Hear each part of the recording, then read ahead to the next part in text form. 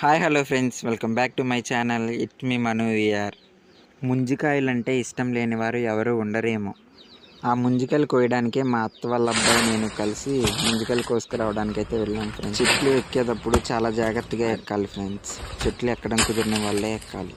మా అత్త వాళ్ళ అబ్బాయి అయితే చెట్టు ఎక్కేసి చెట్టుకున్న ముంజికాయ గెల్లన్నీ కిందకి దింపేశాడు. కిందకి దింపిన ముంజికాయ గెల్లన్నీ ఒక చోట పోగేసి అవన్నీ ఇంటికి తీసుకొచ్చేసాం ఫ్రెండ్స్. మా చిన్నప్పుడు ఎక్కడైనా తాటేకులు కొడుతుంటే అక్కడికి వెళ్ళి ముంజికాయ గెల్ల అడిగి తీసి తెచ్చుకునేవాళ్ళం. ఈ ముంజికాయలు సంవత్సరానికి ఒక్కసారే దొరుకుతాయి. ముంజికాయ కళ్ళలో ఉన్న నీళ్లు చిన్నపిల్లలకి ఒళ్ళు పేలినప్పుడు ఆ పేలిన రుద్దుతారు. ముంజికాయ తినడం వల్ల మన బాడీ కూడా సలవ చేస్తుంది. అలాగే ముంజికాయ తినడం వల్ల మోషన్స్ కూడా తగ్గుతాయి. ఇప్పుడు పల్లెటూరుల్లో కూడా తాడి చెట్లు నరికేస్తున్నారు.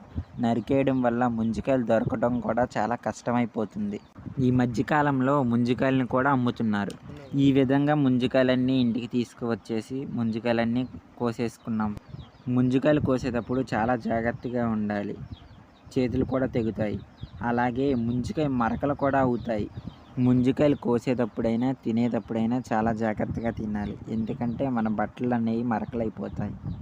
ముదిరిపోయిన ముంజికాయ తొనలు ఎప్పుడు తినకండి. అవి తినడం వల్ల కడుపులు నొప్పి వస్తుంది అండ్ వాతం కూడా చేస్తుంది. హ్యాపీగా ముంజికాయలన్నీ కోసుకు తినేసాం. మా అత్త వాళ్ళ అబ్బాయి నేను కలిసి ముంజికాయలన్నీ కోసేసాం. తెచ్చుకున్న ముంజికాయలన్నీ అందరం కలిసి తృప్తిగా తిన్నాం. ఇంతే ఫ్రెండ్స్, నా వీడియో కనుక మీకు నచ్చినట్టయితే లైక్ చేయండి, షేర్ చేయండి అండ్ మరిన్ని వీడియోస్ కోసం నా ఛానల్ని సబ్స్క్రైబ్ చేసుకోండి.